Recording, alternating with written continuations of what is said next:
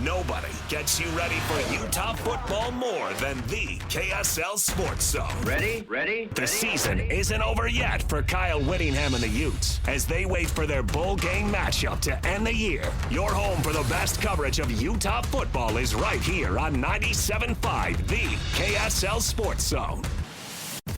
This is Hans Olsen and Scotty G. Presented by Mountain Land Supply on 97.5, the KSL Sports Zone. Really excited for our next guest here on the Cougar Preview Show, Chris Level. He runs the Tech Sidelines, does a fantastic job on the broadcast. I know he hosts the Coaches Show and does so much more for Texas Tech. Thanks for joining us again, Chris. Really means a lot. First and foremost, how was it to get that extension there for Joey McGuire so you can continue on with that level of coach?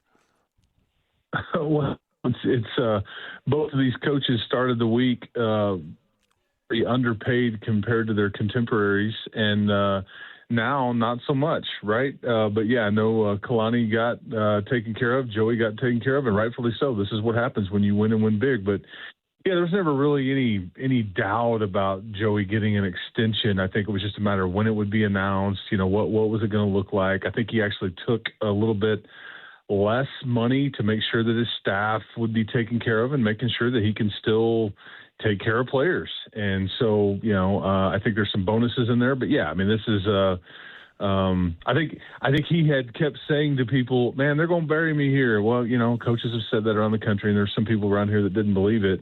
But he's like, I told you, you know, I mean, I'm not going anywhere. They're going to have to run me out of here. So anyway, good stuff. A lot going on, man. You got signing day. You got these coaches getting taken care of, and there's a big game going on.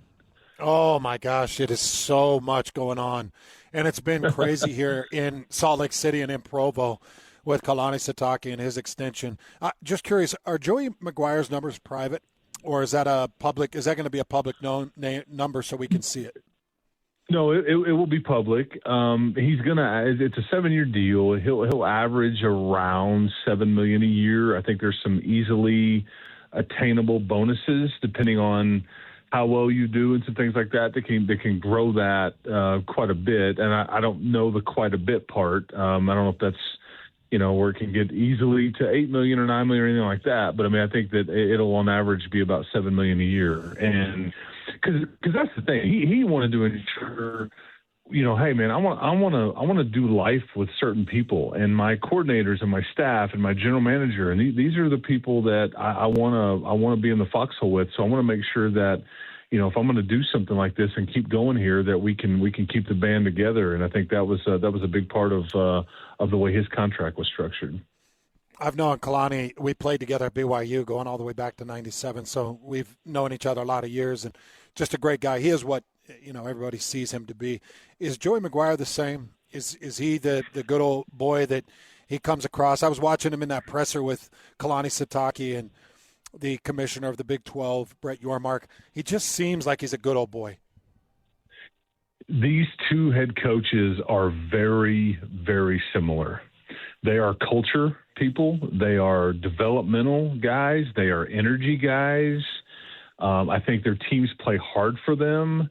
They want good defense. They want to be able to run the ball. I mean, and so there's a lot of similarities. And these two guys know each other very well. But, yes, what you see with Joey in that press conference is the same thing you're going to get on a Tuesday morning, afternoon, regardless of whether you won or lost. He's just a good human, and he's just one of those people that when you're around him, you feel better about yourself, you know, kind of thing. He just is he didn't really ever turn it off. I always wonder, you know, he's been here for 4 years, and I always wonder, man, how can he keep this up, this energy level? Just he's everywhere. And so far, he's been able to. So, but he's good people and one of those guys that's very easy to root for. I think Tech is in a really interesting situation right now, Chris. I mean, I'm just looking back and really hasn't played a competitive game since that BYU game. And I was part of the call on that game, and it wasn't overly competitive, obviously, the way Tech jumped out to such a great lead. But following that, just a 48-9 whipping to UCF.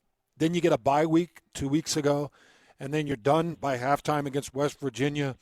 Do you think this hurts, or does it help Texas Tech? With the bye week, the whooping, playing only a half against West Virginia, is this helpful, or do you think it could be distracting to them? Well, I'm going to say this, and it's not. I'm not trying to be snarky or anything, but they really haven't been in a competitive game since the Arizona State game. Yeah. I do think the BYU game was competitive. That's the closest one to that, but they've beaten everybody by 20 plus.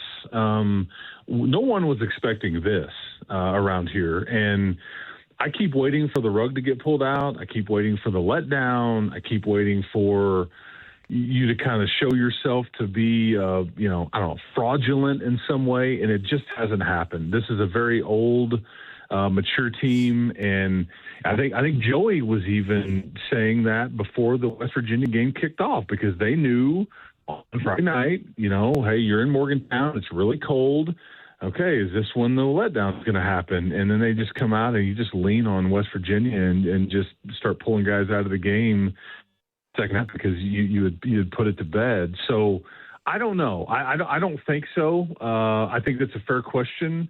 I don't think so. I think this was the stated goal, was to not just get to Arlington, but win in Arlington. And again, this is uncharted territory for these guys around here and for this program.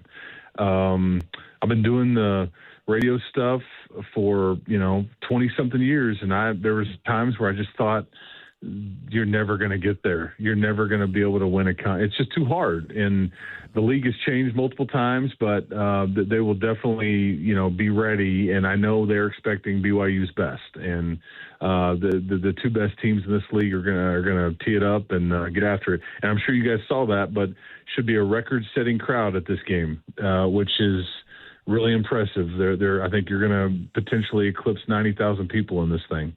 Whew. Couldn't even fill half the stadium last year with Iowa State and Arizona State. This is crazy. Well, what percentage is going to be Tech fans? Well, I know some. I think, first of all, the largest alumni base for Texas Tech lives in the Dallas-Fort Worth area. So, and I think the thinking here is that if you win on Saturday, if you're Texas Tech, you're going to get another game at AT&T Stadium in a quarterfinal game in the Cotton Bowl on New Year's Eve. So that's also kind of a carrot that they've dangled out there to these guys. But, I don't know. I knew Tech fans were buying tickets up, a month ago with or maybe even previous before that. But they bought every suite that was available. They got the people's number at the Cowboys and just started throwing money at all the suites, because there's 7 different levels of the stadium. So I don't know if it'll be 60-40, 70-30. I have no way of knowing it, but there'll be a lot of Tech. But again, Texas Tech is also working on their silent count and their cadences, because they know that BYU will have plenty of people there too. And that roof will be closed, so it'll be loud in there. Well, Chris, Jacob Rodriguez has impressed me so much, and I watched quite a bit of film before I stepped in and called the color for that BYU Tech game, and he showed up even beyond what I had imagined, where he recovered a fumble, he pulled down an interception, had constant pressures, ended up with 14 tackles, had 2 TFLs, and was an absolute nightmare for BYU. What makes him so good? Did you know he was going to have this level of season where we're talking about him being in New York for the Heisman ceremonies? Probably not at this level. I think I would have told you he was one of Texas Tech's best players before the season started, but not, and I think what has made him so good is that he's got really good people in front of him. So he sees it all. He's got a clear picture in front of him. But what makes him so good is just his instincts, his football IQ. It's off the chart. He's just he's like a ball magnet, just always seems to be in the right place. He learned, I had him on Joey's coach's show about a month ago, and I'm like, this punch thing that you're doing, like, where did you were doing this in high school, right? He's like, no, sir, I learned that here. And I'm just, that part is just fascinating to me, that because it's just a way of life for some of these players now. It's just, we see it all the time. He just happens to be there at it the most. And the timing on it is just incredible. And you can talk about it, you can train for it, you can tell your guys to protect the ball. And he just has this way of rolling up from behind, and you just see it coming, and out the ball comes. And he's done it 7 times this year. But it's his instinct. The answer to your question is his instinct. It's just his IQ and knowing where to be, the angles. He's a very good athlete. He's going to get drafted. He's going to play in the NFL. But there's just some things that you can't coach that make him very special. And he's a peach of a human being too, and that's what. Very, very easy guy to root for. And the story is widely known as his wife and being in the Army and, and all that stuff. And his wife's sister flies jets for the Air Force. She flies helicopters for the Army. I mean, so Jacob's got a heck of a set of in-laws, man, that raised a couple of humans that are in the military and all that stuff. But yeah, it's a fun story. Well, the one loss that Texas Tech has on the docket was that Arizona State game. I watched offensively what they did, a lot of pop passes, and I felt like Sam Leavitt still held them all accountable with his ability to run. But one thing Tech was missing in that loss was Baron Morton. And the games that Baron Morton's been a part of, Tech has not struggled. They've put up numbers offensively. What does Morton mean to this offense? And what have you kind of assessed and evaluated of Baron Morton that makes him so good? Yeah, and he's played with a broken bone in his leg since game 1. He's been managing this injury since the first of the season. And I think the bye week a week ago really helped him. Not having to play in the second half last week helped him. But he's the face of this program. There's all kinds of star power and playmakers on this. He's the leader. He's the guy that stirs the drink. He's not been perfect, but he gives this team an edge, I think. I think that he's the homegrown guy, and there's something to be said about that in this day and age where people are moving around and transferring in and out and all that stuff. I mean, he grew up wearing a Graham Harrell jersey. And coming to football games here in the mid-2000s when Graham Harrell and Michael Crabtree were doing their thing here. And he's seen it through. And it has been a rocky road, let me tell you, just for him personally, because he's battled through so many injuries. But Barron has got all the arm angles. He can make every throw on the field. It's just been his mobility was a bit of a problem, especially when you guys saw him. I think he feels a lot better, and he's a lot healthier since he played BYU a month ago. But it's just that there's something about him. He's got all the arm talent, but it's just I think he gives them a mental edge, and I think people look to him. He's a natural leader. Do you think that Texas Tech has sustainability? Just what they're doing, the amount of money that they've now come into, especially with this primary booster. But is this set up for long-term success for Texas Tech? Well, and much like BYU situation, there's a lot of crumble cookie talk out there. There's a lot of different people that are, I think, helping BYU. It's not just Cody Campbell here. He's the one that gets a lot of the credit. There's about 5 to 7, billionaire type people that are been done very well, and mostly in the oil and gas industry. But this is something that this isn't a 1-year thing. There wasn't a let's push all the chips to the table and then let's give it a go and just see what happens and then we'll walk away. No, this is methodical. There's a plan here. I think that they would tell you that they hope that this is the first year of a run that they can kind of go on here where they can be relevant and contend for a conference championship every year. The money gets talked about a lot here, but what it doesn't get talked about near enough, and I think the same should be said about BYU, is the development, but also the culture with these programs. That is everything to Joey McGuire. I don't care how talented you are, recruit-wise or portal-wise. If you've got something going on and you're not a good fit here, he's not going to take you.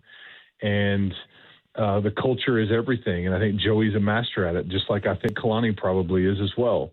But it's everybody talks about the portal guys, but we're sitting here talking about Jacob Rodriguez, and we're talking about Baron Morton. These are guys that have been in this program for 3 or 4 years, and I think those are the pieces that that have been really vital to what you're doing. But this is sustainable, and they're going to keep swinging away at it. And I think these two programs that are playing Saturday morning, are starting to maybe separate a little bit from the way it needs to work, and not just in football either, basketball and just department wide. I think these folks kind of have their ducks in a row, and there's some alignment at both places, and there's resources, and they're willing to use them.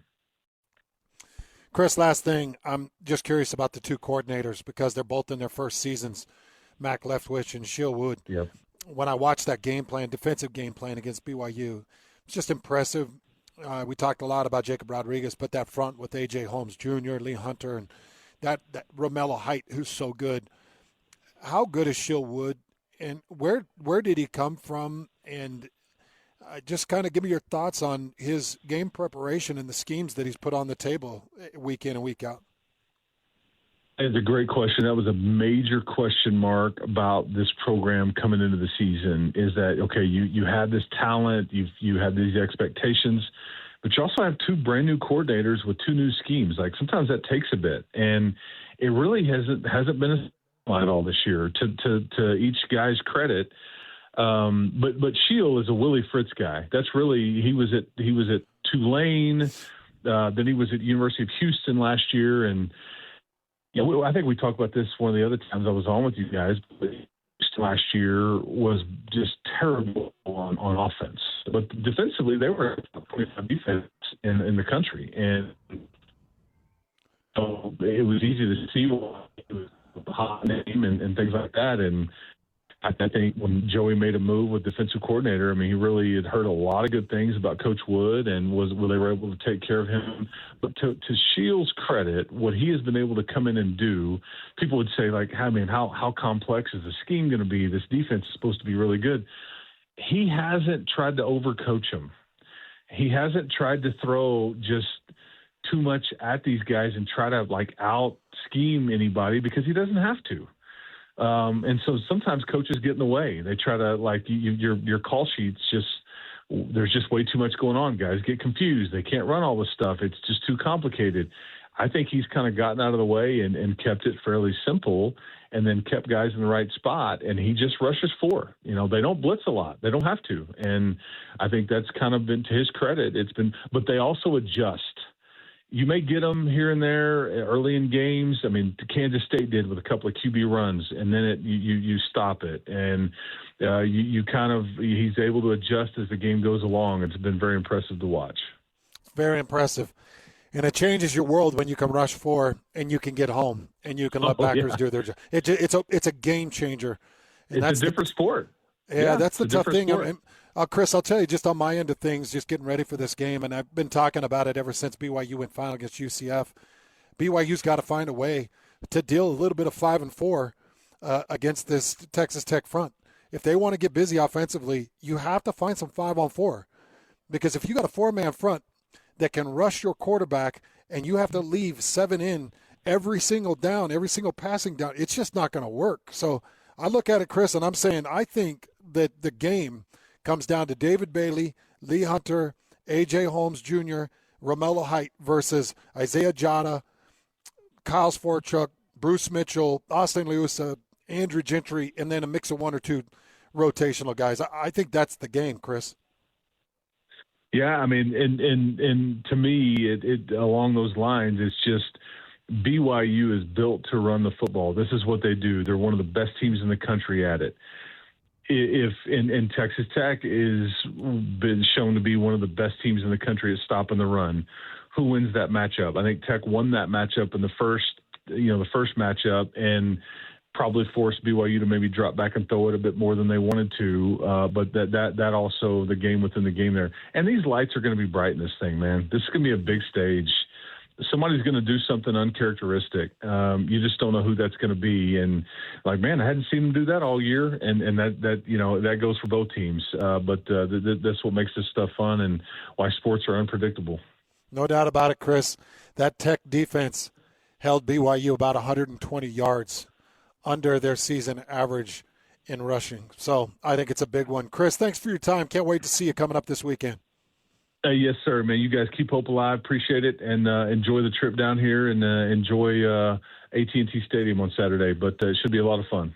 Will do for sure. Thanks. That's Chris Level. He's the Texas Tech sideline man. He's been doing broadcasts in Tech area for a lot of years. He does the coaches show with Joey McGuire, who was just extended. He also works on Tech Locked On, which he does a great job with. So appreciate Chris Level taking some time with us. Hanging out with me now, I've got Tyler and Jake. And you heard it. I mean, Chris knows the game. He knows this Tech team extremely well. And I know both you guys are headed to the airport here in about 10 minutes so that you don't miss your flights. On Friday.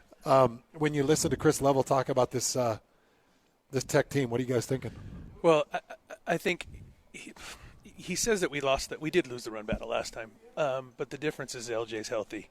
LJ's healthy now. I also feel like our linebackers are more healthy.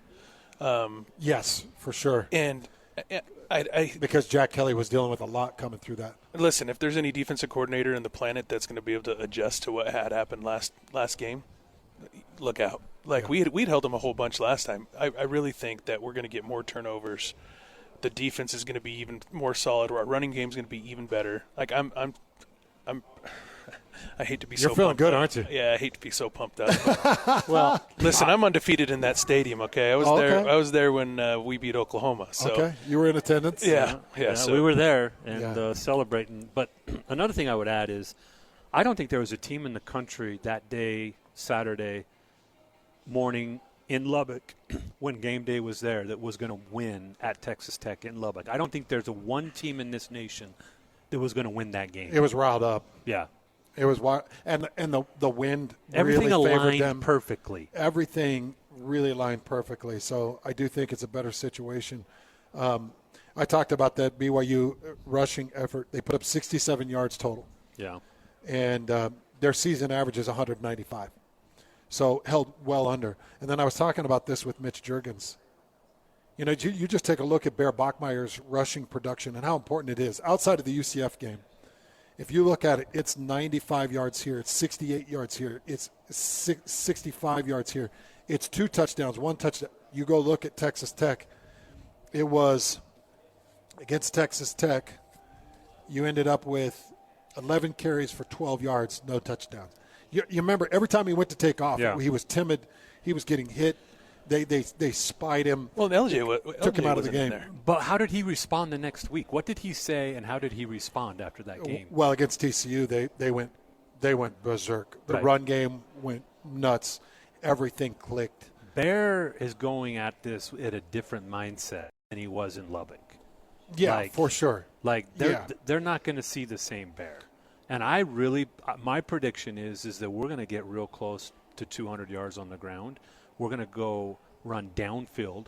I don't think we're going to do a lot of edge stuff. I think we're going to run downhill, and I think we're going to do some physical line of scrimmage victories with a healthy LJ.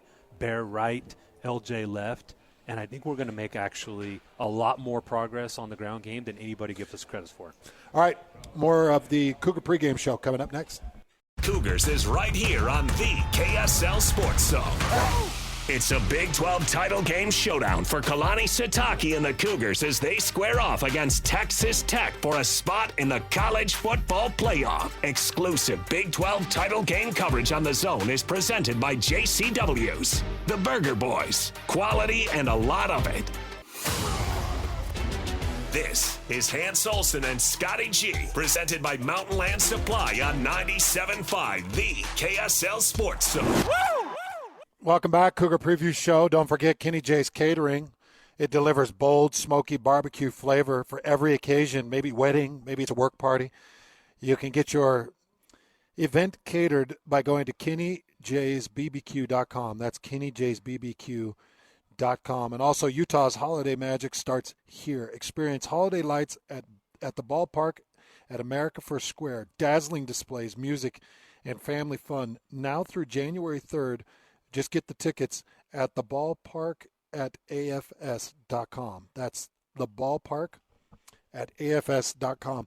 It's been a blast having Greg Wrubell and then Mitch Juergens and then Chris Level, who is the Texas Tech sideline guy, on and getting into some of the details of this BYU Texas Tech matchup. And it is nice to get back to football knowing that Kalani Sitake is signed up and he's ready to go.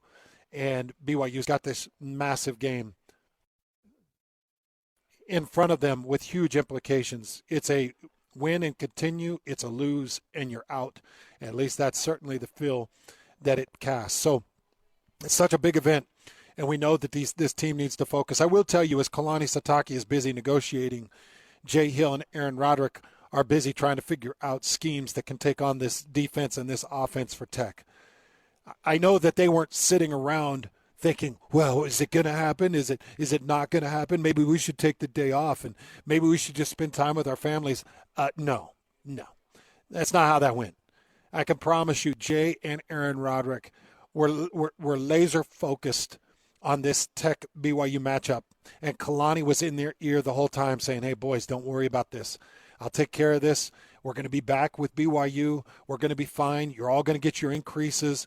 So make sure that you get this game plan put together. I have zero doubts that that's what was happening, that they were all locked in on film. And that goes for the entire staff, everybody from Fesi Sitake through Harvey Unga, down through TJ Woods, and then over to the defensive side with Gennaro Guilford and anything in between. They were laser focused. They're not worried about what Kalani Sitake's doing. I mean, yeah, of course, it's like they're thinking, are we going to Penn State? Are we going to have a new coach? What's going to be happening? But these guys know that they had a Big 12 championship coming up on Saturday. So I guarantee they're focused and they're working their butts off. So rest assured in that, I do. And I also rest assured that these guys are brilliant in making adjustments. Tech's going to come out and do what they do. BYU's got to come out with a little bit of flair. Because when you look at Tech, they are undeniably one of the top 4 teams in the country as they're currently listed. Number 4 team in the country in total offense at 489. Number 6 team in the country in total defense, giving up only 259 yards. So what does that lead to? That leads to an average winning margin of 31.9 points. That is one of the largest margins of average win that I've seen in a long time. That puts them number 3 in the country in scoring offense at 43.2 points per game and number 3 in the country in scoring defense at 11.3 points per game. They feel impenetrable. They feel unbeatable at times. But let me reassure you, Texas Tech is very beatable. Arizona State did it, and I know that Morton was not on the field offensively for Tech, but I don't worry about what they're doing offensively because Tech is not seeing a better defense than what they're seeing against BYU. Look, BYU had held Morton and Tech to 29 points on 3 extra possessions, -3 in the turnover margin. So I know that they can keep Tech to 27 points. If their defense is clicking and their special teams doesn't give them short fields and they're not -18 in starting position and -3 in turnover margin, I know that they can keep Texas Tech to around 27 points. So what does that mean for BYU's offense? They got to find a way to put up 28 points. I'm glad it's not my job to do it, but I've got some ideas. That's for sure. I've got some real ideas. Hell, I might just come up with something that's kind of a 2-minute style that's all momentum. It's all speed-based because when BYU went to their 2-minute and got that only score that they got against Texas Tech, it was a 2-minute, it was high-paced, and it was quick. And maybe I try to catch Texas Tech's defense and something like that, see if I can catch them sleeping just a little bit, getting to the line really fast, having all pre-snap reads, letting Bear Bachmeier call what he sees in a 2-minute drill. Let the offensive line call their protections based off where the mic is and put the ball in their hands. And see if this BYU offense can spark something. Because I'm telling you, if you do this huddle up, quick to the line, NFL pace style offense, Texas Tech's defense is just too stable. They've got too many corners that can press and run in man. They got a defensive line that can they can almost get a pressure on every pass play with a 4-man rush. Now, whether that's rushing Lee Hunter and A.J. Holmes in the middle, or that's dropping A.J. Holmes or dropping Romello Height and getting Ben Roberts, their Mike backer, or Jacob Rodriguez, their outside backer, or John Curry, their star back, involved in some type of rush, they can get the pressure with 4 men. So have something ready. The other thing is, and a lot of people have paid a lot of attention to this, and I'll echo it, I do think L.J. Martin is going to be more healthy and more ready for this game. Right now, he's one of the top running backs in the country in yards per game. He's number 1 in the Big 12 in yards per game, and he's going to have a big game. And here's the other thing. nobody better show up in this game thinking that it's all written in stone that Tech is going to get this win. I want to see confidence across the defensive and offensive fronts. That's one reason I want Waylon Lapuaho back in this game. And I'm not saying Kyle Safarchuk can get it done, because Kyle Safarchuk has been fantastic for BYU up front. But Waylon Lapuaho is that clinched jaw warrior that you need. Bruce Mitchell and Austin Liusa are both just tough individuals that they know. Look, I know this is a tough task in front of them with A.J. Holmes and Braylon Rigsby and Jaden Cofield and Lee Hunter and these nose tackles. They're very good. I get it. But every one of them has to believe that they can match up with those guys and get the job done. And then Isaiah Jada and Andrew Gentry, I'll call them out by name because I know those two have to have the game of their life. Andrew Gentry and Isaiah Jada, I think that the game rests in their hands. I know that's a lot of weight to put on them, but I don't want to oversimplify how you win this game, but I look at it and I say, okay, BYU's defense plays their best game. They can keep them to 27 points. Their special teams plays their best game. At minimum, they're not going to give up a turnover, but at least you'll get a punt or two that can flip a field and get your starting position where it's supposed to be.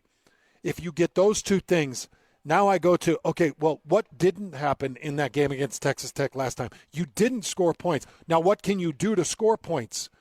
I can get a better performance out of Andrew Gentry and Isaiah Jada. I can free up Carson Ryan, Kean Need, L.J. Martin, and anybody else in the backfield. Ine Nawahine, who's gotten some backfield time. I can free them up to get into route where I can have drop-off points and I can at least gain yardage. I'm not taking these TFLs and getting knocked back and getting my teeth knocked out. I know it's aggressive, but something aggressive is going to happen or have to happen in this game coming up on Saturday in order for BYU to come out of it with the win. Take a quick break. We'll come back. We'll wrap up your Cougar preview show. Go! Complete game coverage of the Cougars is right here on the KSL Sports Zone. It's a Big 12 title game showdown for Kalani Sitake and the Cougars as they square off against Texas Tech for a spot in the college football playoff. Exclusive Big 12 title game coverage on the Zone is presented by JCW's, the Burger Boys, quality and a lot of it. This is Hans Olsen and Scotty G, presented by Mountain Land Supply on 97.5, the KSL Sports Zone. Get the best blankets and gifts ever and save 50% this season with promo code ZONE50. Shop online at minkycouture.com or visit any of the 6 locations. But your code is ZONE50. It's going to get you 50% off your blankets at Minky Couture. I love that Sandy does this every Christmas. Makes it so much more affordable for us to go out and get those beautiful soft blankets. So we really appreciate that. BYU, Texas Tech. It's going to be a 10 o'clock kick here local time, 11 o'clock kick in Texas. I head out right after the show on Friday because I'm committed to this show. And I feel like those of us that are committed to this show will adjust our flight schedules so that we don't miss this show. And I would expect the same type of consideration and commitment from other people who are a part of this show. And maybe we're getting that. I don't know. Maybe I'm just kind of speaking to no one. I'm here doing the show. I don't know what you're talking about. Oh, man. I swear Scotty's had more shows in the air than anybody I know. Holy cow. He loves to schedule his flights while this show is going on. It's crazy. Ah, shucks. Ah, it's like, dang it. Now it's crazy because I'm going to call a Big 12 championship game, and I found a flight out at 4:30. Scotty's going to call some early season basketball game, and he's like, the only flight they've got is from 11:50 to 3:20. Okay, whatever. I know that's going to get back to Scotty. He's going to have a fit over. I love this show so much. Little daggers. He's not even here to pub up Tim Daly Nissan here in Southtown. Jake came down to see him. Tyler's out here looking for Scotty. No Scotty, but we got her done. And remember, come down to Tim Daly Nissan here in Southtown. Ask him about the Tyler special. That's no payments for a year. Ask him about the Hans special. He's going to find a way to send you to Arlington and get you to the Big 12 championship game if you buy a vehicle. I think it's crazy because I think flight prices are insane right now, and I think tickets to the game, I mean, it's a sold-out game, are probably going to be pretty expensive on the secondary market, but he's going to send you out there. He made that promise. That's the Hans special. So, Southtown, it's easy. Get off the 114 South exit and head west, or get off the 106 South exit, head west, and we're just on the frontage road on the west side of I-15, Tim Daly Nissan. And by the way, this is the only Nissan dealership where you're getting the no payments for a year, or you're getting the Hans special sending you to Arlington. No other dealership can do that for you. Big thanks to Tyler. Big thank you to the Tim Daly family. Big thanks to Nissan. And Cougar Nation, we'll see you out there in Dallas here in just a couple of days. This has been your Cougar Preview Show on 97.5, the KSL Sports Zone.